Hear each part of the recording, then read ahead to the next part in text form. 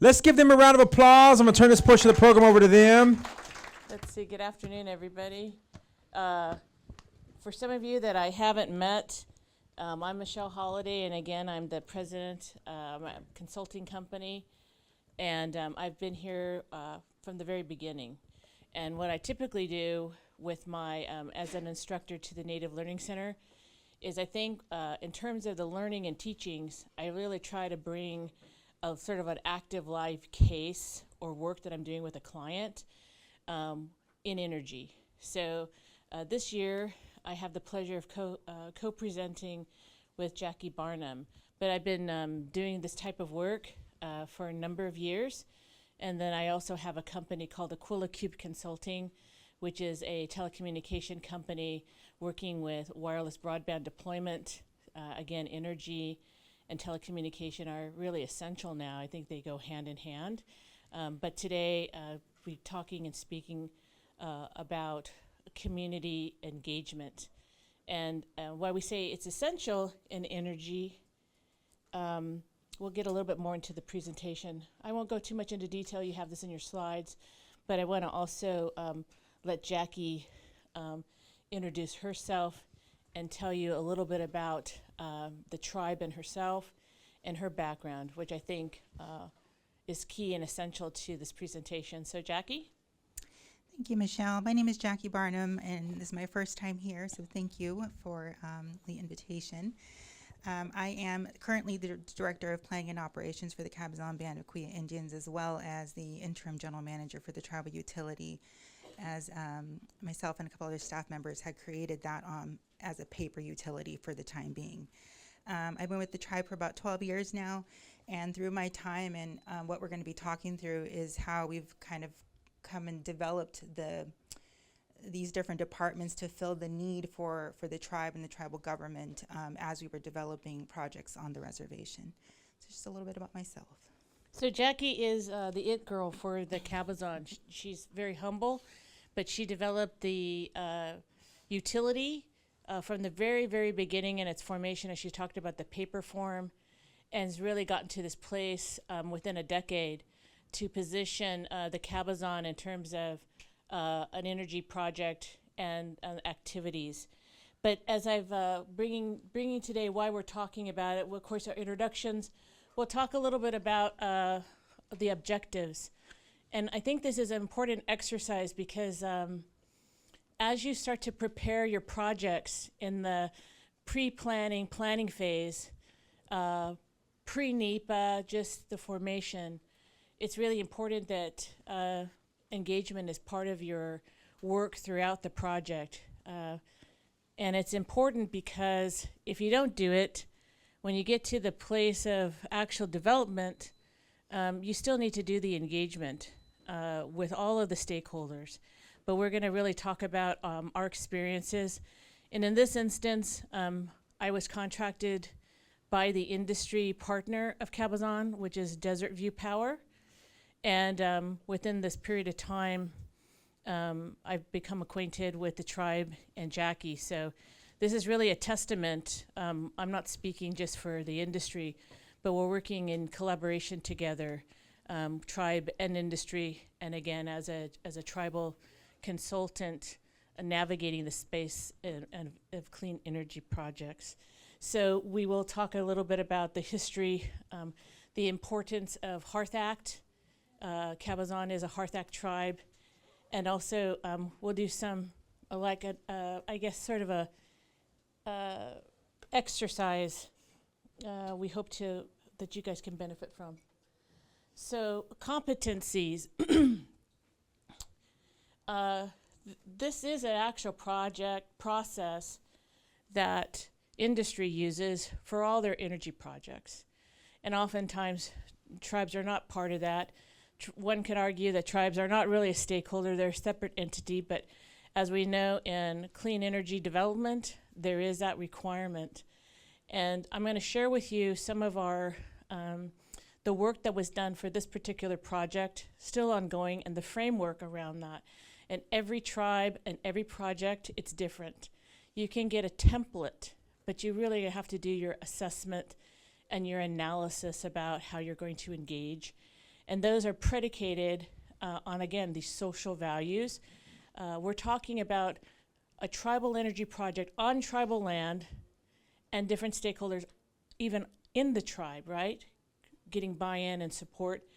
And then we'll talk about these approaches and what would work best for you, or some takeaways that you can utilize when you go back home, when you're talking about building your plan and integrating this into your budget, integrating it into the pre-planning work.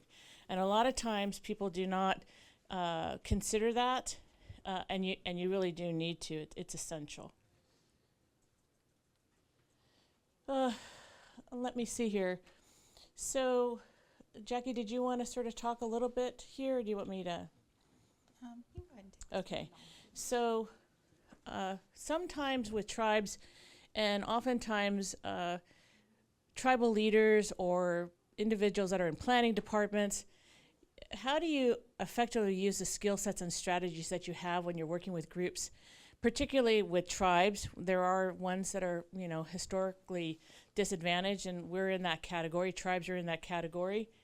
And then you're trying to assess your competencies. What skill sets that you do? You could be very technical, but you may not have the, I would say, public affairs or governmental affairs or tribal affairs experience, but you've been tasked to do that work. And some people can navigate that space very well. Sometimes you pay people to do that, to help you build those. You help organizations that can help you do that. But ultimately, an awareness about that assessment. And then also, who are your stakeholders, and how do you have meaningful engagement? And when we talk about, people always talk about that word meaningful consultation. It's like, what is the goals that you're trying to achieve with your project? Sometimes, we'll talk a little bit more in our presentation, is a negative connotation to clean energy projects, because under clean energy projects, there are dirty items and work on tribal lands that sometimes tribal members don't even want energy projects on your tribal lands. Advocacy, you have a range. And then also you have individuals, industry people who come into tribal lands that have no idea even the framework of how the tribal government works, or those codes. There's a number of factors. So that's why I say engagement and understanding who all those stakeholders are for your project.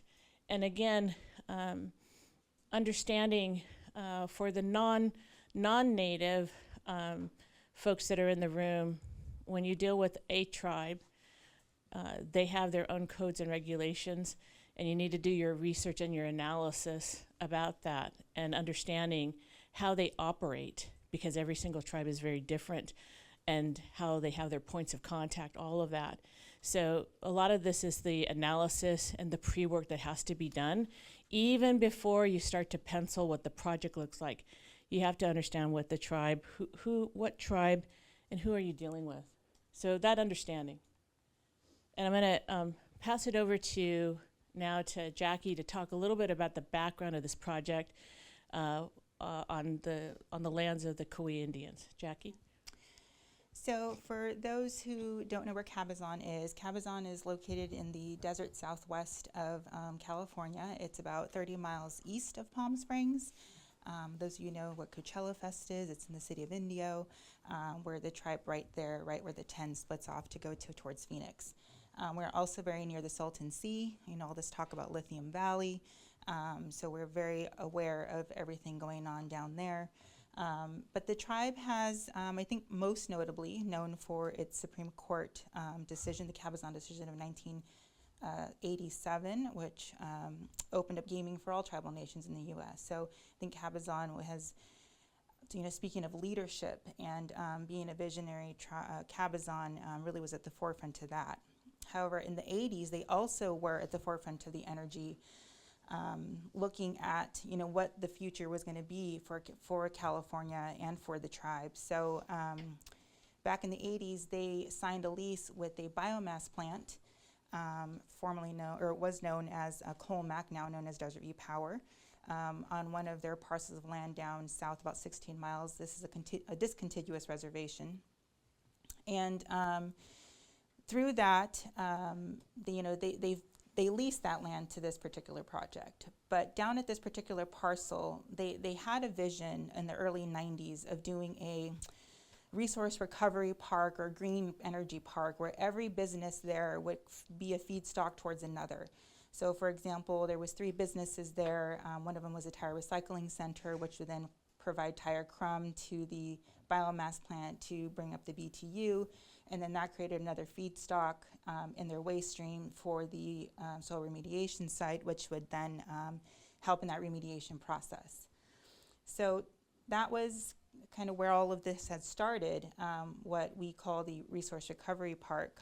However, lessons learned in tribal land of bad actors and I think folks who come in to do work and what we think is good work, and then there's issues, and how do you mitigate through those issues, which I think is where a lot of my experiences come, is mitigating through those problems and how do you get through them. So I'll go to the next slide. So one of the biggest lessons learned in how to deal with community was in 2010, right before I had come on board, there was a odor complaint from the remediation site. And this particular site also leased land to an industry partner. They were doing California non-haz waste. There was an odor complaint, and the community right next to them, which had a school, a disadvantaged community, complained, and South Coast, EPA, DTSC, you name it, they were there. Aaron Brockovich, they were there. This was the talk of the town for quite a bit, lots of media, lots of press. However, at the end of the day, environmental justice groups, at the end of the day, after $2 million of testing, soil testing, it came back that there was nothing. No one really knew where the odor came from, but there was an EPA order, administrative order to consent on the industry there to basically comply with EPA and their odor complaints. So after a lot of consultants who had come in and did not do a good job of working with community, feds, tribe, and kind of mucking it all up, I had come on board and started to really get into the community and talk to people and give them my personal cell phone number and said, if there's any problem, call me. And I got calls at 3 in the morning from community folks. But that's what it took, because 4 years later, we were able to successfully lift the EPA orders. That lease, which was the BIA lease, we canceled that lease, and the way we canceled that lease, because they were doing some things after the fact, a business like that couldn't survive all of the bad press, but we were able to get them out and the tribe to get out of that lease by creating an environmental code using EPA funding, which is something the tribe did not have. So a year after creating the code, we were able to get these folks out and bring in another partner. 3 partners later, and a lot of money lost, we still have a $10 million cleanup on that site, and I am now the new proud business development person for that site, because what we found is that basically the tribe just had to take it over and run the facility in order for it to be ran properly the way we thought it should, and make sure that we were abiding by the rules and regs that we had put in place. So another thing that came out of this was the compliance, the permitting department, the realty department, Hearth Act, all of those structures and processes and policies that were not in place before all of these things had happened. So big lessons learned. Good involvement with the community as well. We are now standing issue on the agenda for the community council meetings once a month, or however often they have them now after COVID. But it's been a good journey, because we've learned lots of lessons through this whole process. So earlier you got a kind of a biomass 101, so I don't have to go into biomass, but the type of woody waste that this 45 megawatt plant, Desert View Power, which is adjacent to Mecca, in Mecca, California, which is predominantly Hispanic. There's a lot of Hispanic employees that work at the plant. There was a lot of issues around misperceptions, around the odor. And even to this day, that was part of the reason why I was sort of hired to work with the tribe. Desert View Power took over that, bought the property, brought the asset, not the property, but the asset from Colmac. And some time ago, probably just not having the, I guess, insight to reach out to the tribe, issues sort of also came along with that. And so a lease renewal was necessary. There was a team of consultants from the industry, and I was brought in by one of those consultants for the tribe to sort of begin that relationship on the renewal of the lease. Also, with the local municipal utility IID. Some of you might know if you're out west, they're in very challenging situations given the water resource that they have to negotiate. There's a lot of market factors, California market factors in energy that's facing this particular region. And as Desert View Power is a load-serving entity into that municipal, they were running, I think, last summer 100%, 45 megs into the system. So there's definitely a need for energy in this area. And in addition to the proposal for the renewal of just the lease, they're looking at a battery energy storage system, a BESS, as you have heard. So I came into this about 2.5 years ago, and still sort of doing that sort of work, which we'll talk about. But at the end of the day, the tribe now is at a position with the industry partner where they want to actually be real partners. I had to, again, help with that negotiation through community engagement with the tribe to really make it to be a meaningful partnership. I don't think, I think Jackie and I sort of leaning the two, the tribe and the business partner, I don't know necessarily what we'd be here talking to you today. A lot of work in the last, I would say, 36 months to that. So, well, and I think to add to that, Michelle, is that, you know, I should probably back up a little bit. The Cabazon Tribal Utility, the reason it was created was because back in 2014, when the Hoover Dam WAPA allocations had come out, we ended up getting an allocation from that hydropower and wheeling it through IID, and then created a bill crediting system, basically that just provided power through an agreement there. We also get an excess portion of allocation from a neighboring tribe who had gotten too much of an allocation. So that was the whole reason behind getting establishing the utility. However, we are also looking at, you know, broadband, and we did get a fiber broadband project funding that we're currently almost finished with. But broadband, water, wastewater are also within our purview. But you know, one of the things when we're looking at our strategic plan for developing the tribal utility was really IID is in a particular situation where they need about 5,000 megawatts of load just to serve the utility, the needs of the surrounding community. So Cabazon, again, you know, being visionary in that sense of, you know, how are we going to, one, take care of ourselves, because we constantly, you know, going through outages and things, especially in the summer when our summers, you know, we get upwards of 115 plus. But you know, then how then do we partner with the utility from a generation perspective, and then become a load, a generation resource for IID? So that was the whole thought and mindset behind establishing the utility, is coming at it from a different direction and actually partnering with the utility. So. And then I'd just like to ask a question. You brought up a point here. You said that broadband had water and wastewater. Did you say that? No, our tribal utility has broadband, power, water, and wastewater Okay, under our, because yes. I thought broadband was No. just internet. Yes, yeah. Okay, all right. yeah, I think that when you, I guess we're not talking about tribal utility formation, but when you, one point to emphasize is if you haven't established your regulatory framework for energy, you can do, you're expansive of your energy code, beyond that, right? So that you can have water, wastewater, telecommunications, and energy. Sometimes tribes just start with the code. That process is a legal process inside the tribe, or if you have a consultant that can help you with that too, or an attorney that can help you with that too. But you do have to have that knowledge to understand what you're going to do with your utility.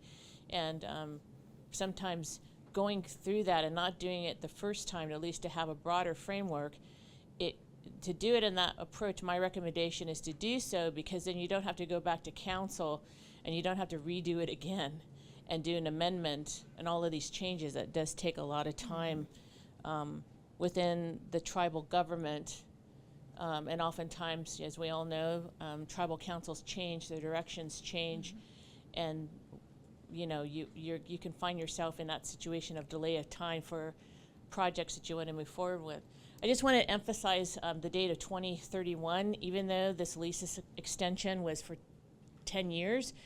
Sometimes when you're going to be going forward and diversifying your energy projects and work, there has to be project certainty. So of course there was in the process, site selection is not an issue, but as you're financing these projects, you need to ensure that these projects, these leases are approved, the renewal is extended, and also that's important to your negotiations with your utility, or at least in this case, IID.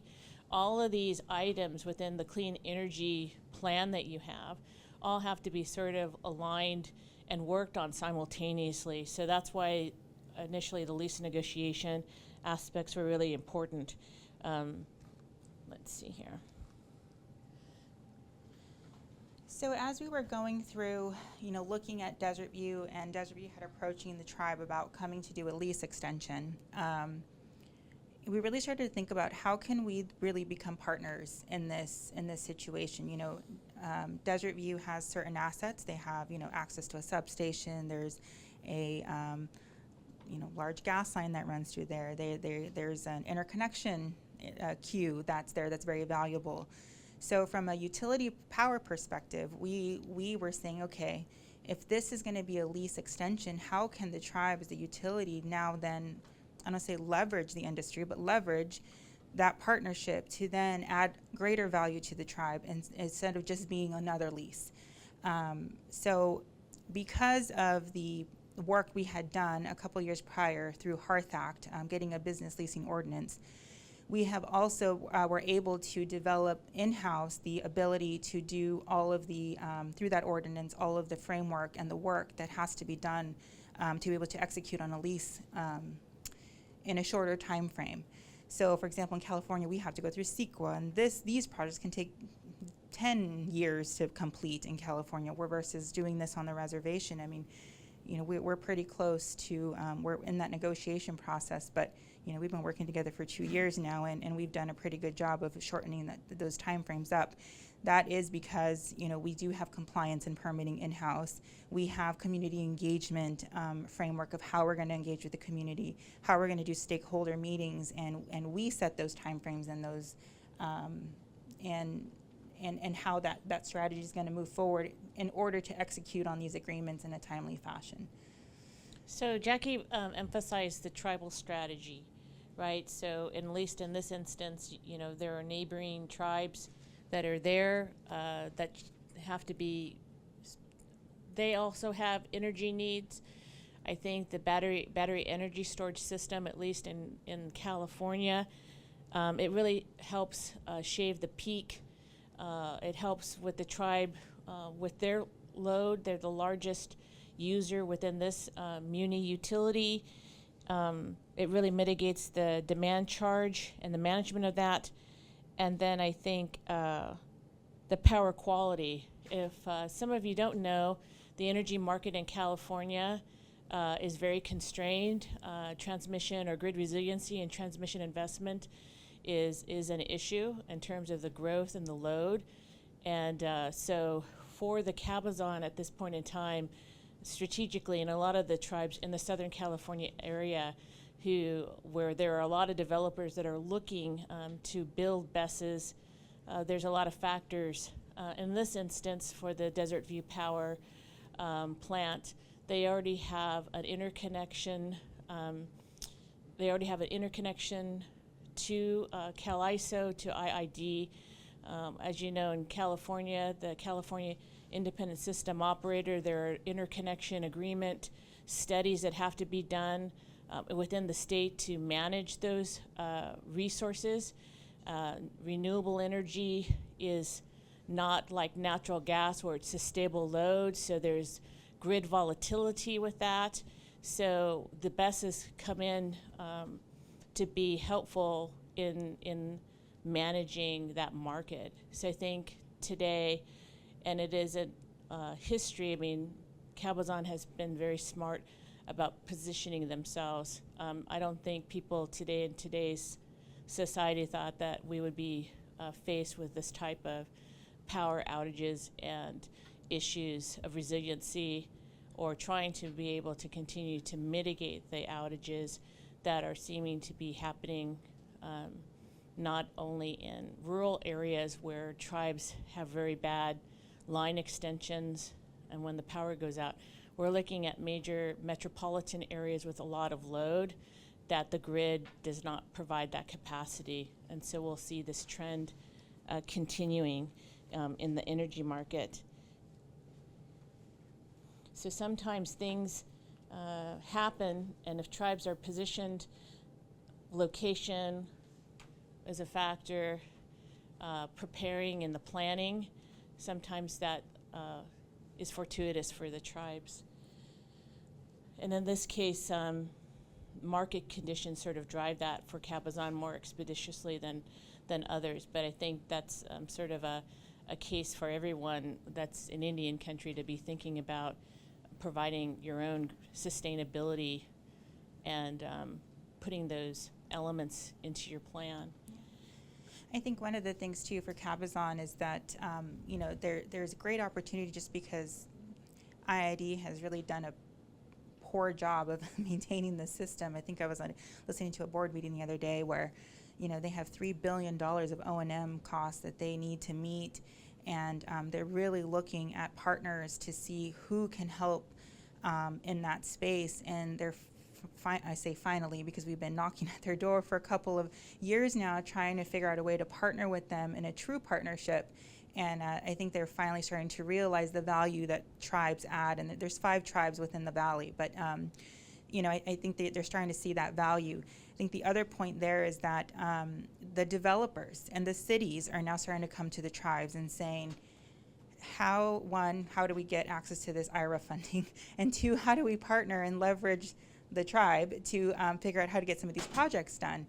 So from the utility perspective, we just have to see it as the tribe really has the cards stacked on their side for the first time in a long time. And I think it's really just a matter of what partner, what technology, and how they want to execute on these things. And with Desert View Power being there, and there's a lot of already learning curves that have been gone through, and trust has been built, obviously from past instances. That has not always been the case, but where there's some good trust has been built and you've actually seen the work being performed. It creates a unique opportunity definitely for the tribe.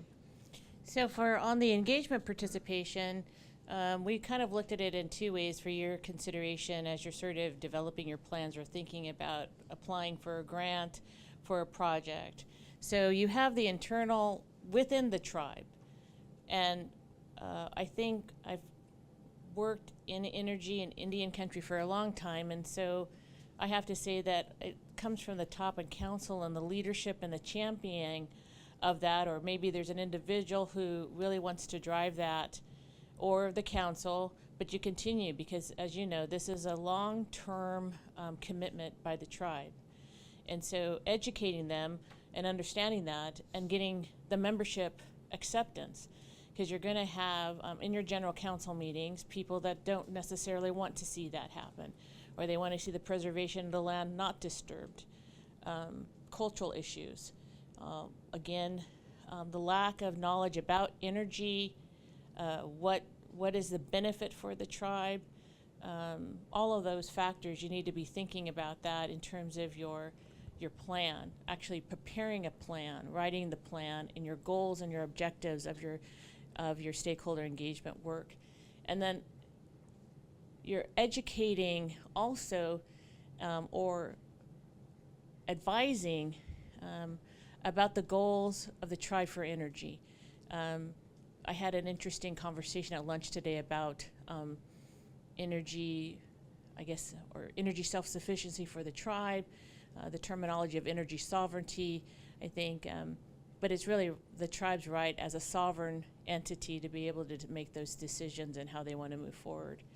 The educating external stakeholders about the difference about tribal lands and the ordinances I've talked about before, and the processes.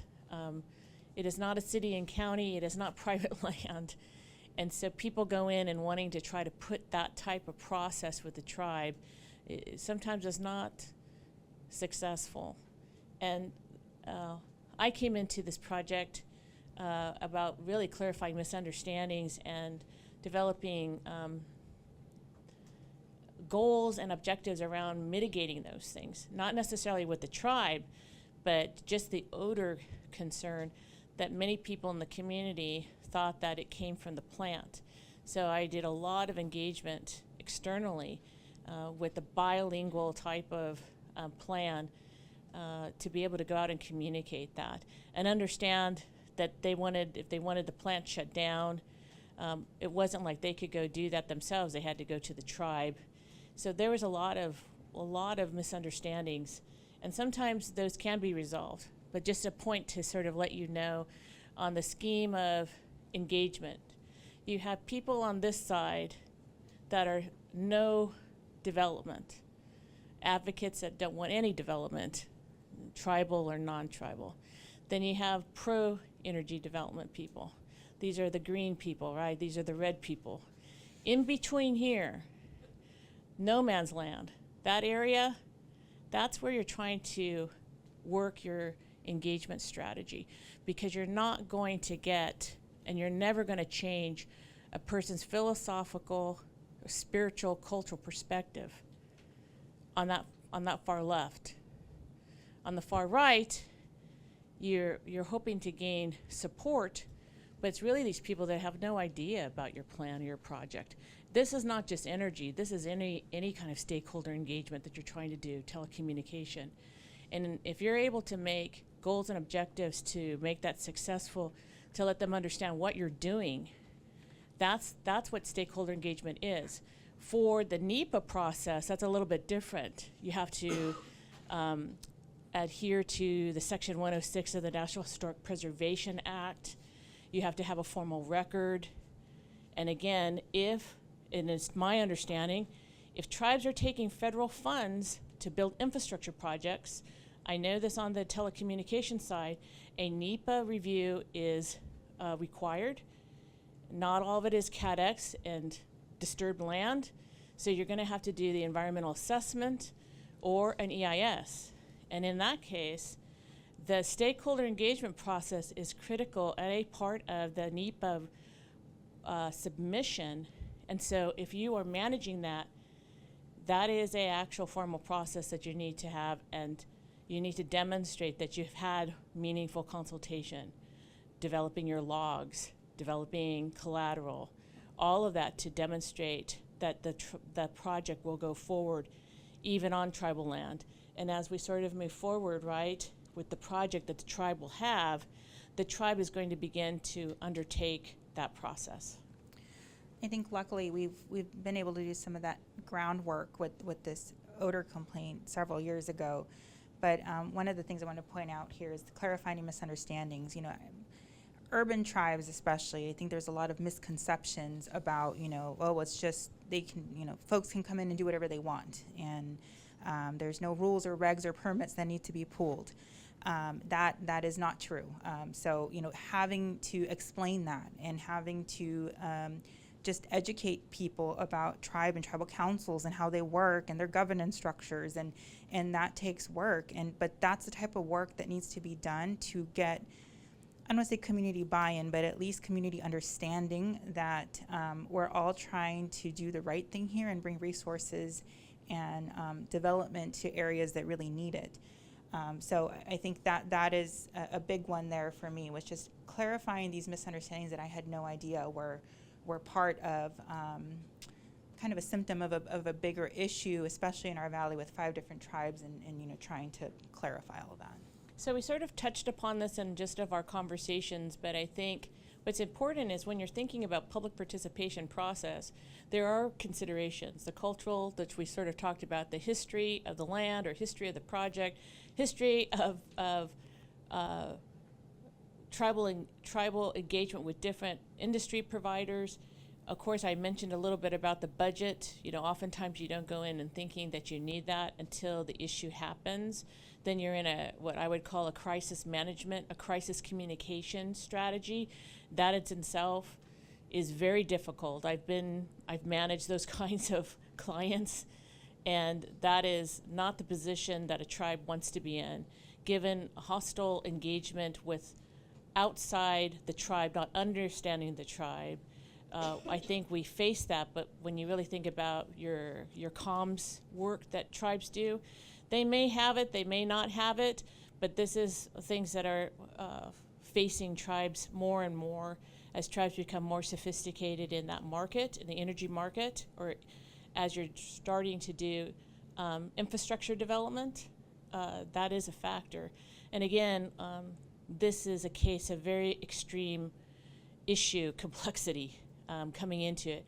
It's not, one-way path. It's like 7 issues, and you're having to go through it. So I did appreciate earlier the Seminole presentation where it went down and gave you the matrix, just in the fact of the best being developed and the issue with the technology partner unable to figure out what that issue was, and human life was impacted. And so when we go through these things, you never expect that to happen. But when you're in that place and you have to have answers and justification, it is very difficult to be able to navigate that when you're just trying to do project execution. So I think having a very strong team of people that can do different things, partnership in energy is essential. You can't do it by yourself. And you have to make sure that those, going back to the cultural values, going back to your developer or team that are they understanding what the tribe wants to do? Or if the tribe doesn't understand what they want to do, are they partners in being able to determine that for the long haul? Oftentimes we'll have termination contracts that terminate because it's not moving fast enough and it's uneconomic for the developer. That happens a lot with tribes, and then tribes get a very bad distaste of the people that come knocking at the door. Again, location, where your location of your project, all of those factors come into your engagement plan, and thinking about those objectives of how that goes along with your project. I'm trying to see here. So I think we're gonna go on to sort of approaches. What we'd like to do, we have 15 more minutes, and we want to engage you in the process. That's what I like to do, because a lot of you have experience and wisdom and knowledge from a tribal perspective or developer's perspective or a technical perspective. And so it's really the thought process, and it helps you enable you to have better communications. What are those methods of communication? What is your scope of your project? And how do you manage your client or manage the tribe's expectation, tribal council asking you, are you prepared? Do you have FAQs for your tribe internal? Do you have FAQ document for external? Do you have documents that you can share immediately when the question is asked so you don't waste time? Efficiency is very important in these types of projects. And so part of that is when you're looking at the communication toolkit That's what I call it, preparing these documents and understanding. It helps you at a very professional level, but it also helps you, perhaps a person wants to be heard, you have that engagement and you have that respect for the questions that's asked. Non-response is not an appropriate response. Not replying to an email is not appropriate. Phone call and voicemails, you have to reply. Even if that individual is not for the tribe's project or has an issue with a problem, you have to acknowledge. That's just a part of very good, the sensitivity of that. And you don't really know, a non-response could take you down a media path to a reporter because you were non-responsive. And then it goes down a different trail. And I hate to say that, but that does happen. So when I'm talking about be empathetic, this is, someone had said earlier, which was very true, this is driven by people. Projects are driven by work. So it is a live, active engagement. And then your strategic analysis. This all sounds very technical, but I think it's not really the language. It's just like how you are, how do you have to be proactive in thinking? And you have to sort of determine your strategy, and you have to actually build a stakeholder engagement plan. And there are different processes to that and different goals. And then again, what's the type of capacity that you have with your tribe? Do you even have resources to do that? Does someone want to do that work? I think more and more people understand that projects can really end because you have not an effective communication strategy. So what we'd like to do now is we'd like to do a pair and share. 2 or 3 people get together and communicate, and as we close this out, after you've sort of seen what we've presented to you, and if you are looking at these plans, what are some takeaways? Just 2 takeaways. So we'd like you to turn around behind and meet, and we'd like you to talk to people you haven't talked to and introduce yourself, because this is part of like the networking. It's very important to network because there's people who have knowledge. There's federal officials here that have worked with tribes that probably can share with you. You have developers, you have consultants, you have tribal people. So if you can do that, and we'll close that out. So side by side or behind, we'll let you do that. Thank you. Again, 2 takeaways.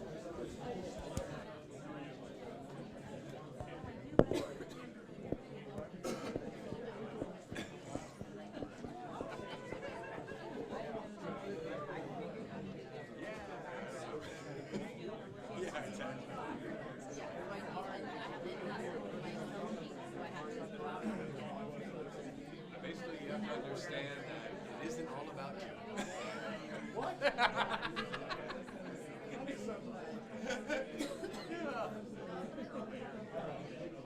It is hard because developers, they want money. They're there for money.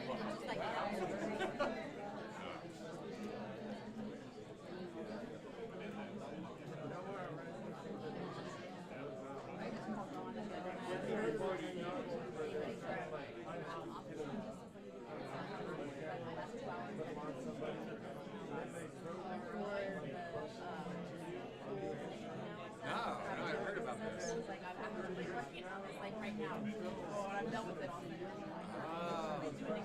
Oh, seriously?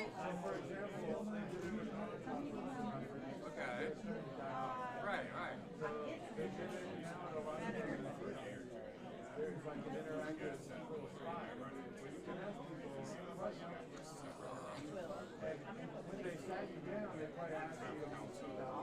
Okay, right. Oh, no, I haven't heard about this.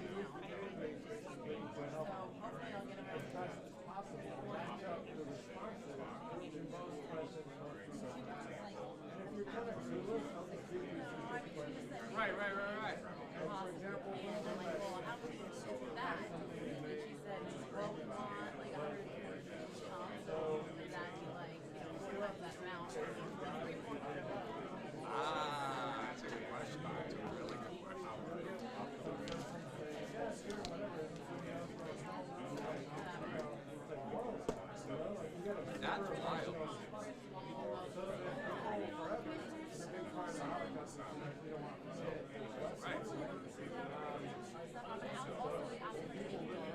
Right.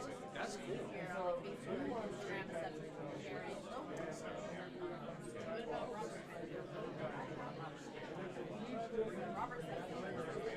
Yeah. Totally.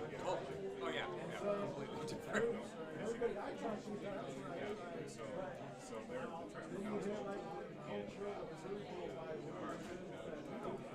Yep. That's a great idea. And in a year, you've already lost stuff. Yeah.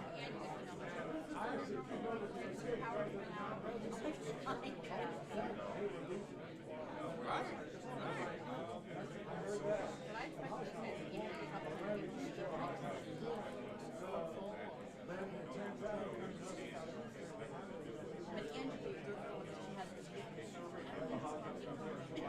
Oh, okay. Oh, seriously? Right. Right.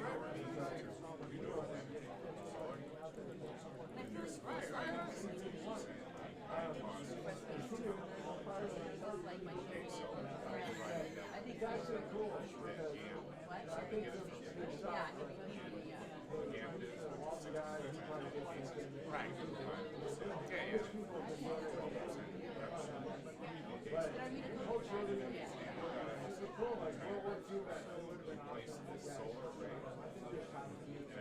Right. It's a great idea. Yeah. It is. It's like yesterday, I was texting my dad. I was like, I know where. Okay, wow. This is great communication.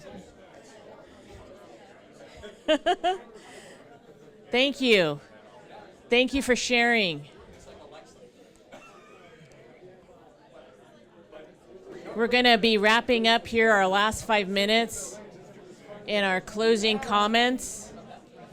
So I give you a minute to wrap up and make sure you exchange your cards. Thank you for sharing your opinions, sharing your thoughts.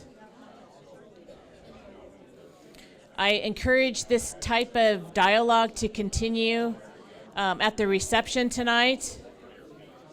Continue to meet more people.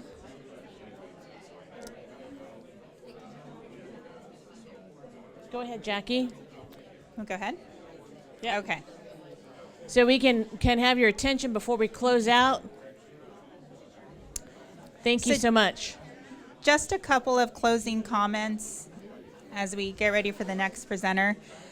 Just closing out, we just ask you to hold your conversation. It's always so exciting to be able to continue to talk.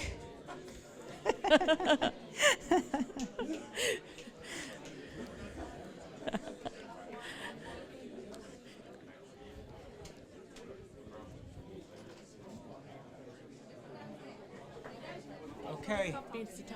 Wrap Okay, guys. Hey, guys. We're about to wrap up here, okay? Thank y'all so much, man. Y'all must be some inventors and entrepreneurs and everything else. The workshop's, the icebreaker's done, okay? So let's go ahead. Let's finish this out, man. Come on, let's go. Here we go. Bring down about it. Let's go. Okay, go ahead, Jackie. So just a couple of closing comments. Just some thoughts. I think we never assume anything. I think that was one of my early mistakes, is assuming a couple of things and got me into trouble. And communicating with counsel, with my counsel, Michelle and I, we would work together to make sure that the communication with that whatever was happening through the process was always put in front of counsel on a weekly basis, and making sure that any comments, concerns, questions were always answered in a timely fashion for counsel. And then one last thing is mitigating those outside influences. There's a lot of folks, I call it the revolving door of people who come and present all kinds of things to us, vision projects and all kinds of stuff. So just mitigating all that outside noise and and making sure that council's always coming back and manage from a project management perspective, because you see the entire picture out there that some may not see when they're coming and just maybe short-sighted on some issues. So Yeah, and again, going back to the phases of planning and the feasibility, this would be part of that work. But again, some of these practices can be applied if you're in a project management position in wherever you are, and being proactive. I think identifying issues, but I always you always have people in tribal organizations. Sometimes they're great at explaining the problem, and I always say, so what's the solution? Right? What are we going to do about it? And that's part of the goals and objectives. How are we going to address it? And again, I think all of us here that are attending this, you're here, you're problem solvers. You are here to sort of support tribes or work for tribes in or along. And so part of these are, again, hopefully our presentation and our information was helpful to you, to give you more insights, but encourage the dialogue. It was really good to see you all engage and continue to do that at the reception. And I really, again, Michelle Holliday, Jackie Barnum will be here at the reception, and we just really appreciate your time and thank you for your attention. So, All right. Witcha. So, yeah, y'all must have read my book. No, I'm just joking, Very good. Let's give these ladies another round of applause. Thank you so much.